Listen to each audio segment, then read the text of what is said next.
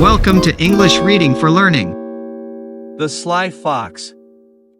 A moral story: humor can sometimes help you in tough situations.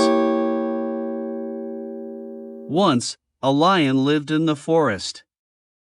He was too lazy to hunt for food. Hence, he would trick animals into coming to his cave. One day, he pretended to fall sick. His minister, the fox, ran to Dr. Donkey. They rushed to the cave. As the donkey entered the cave, the lion leapt on him and killed him.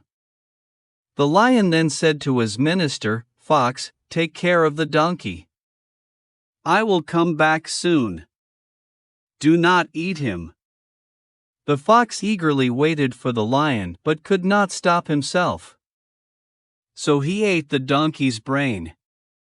When the lion returned, he angrily asked, "Where is the brain, Fox?" The sly fox said, "He did not have a brain.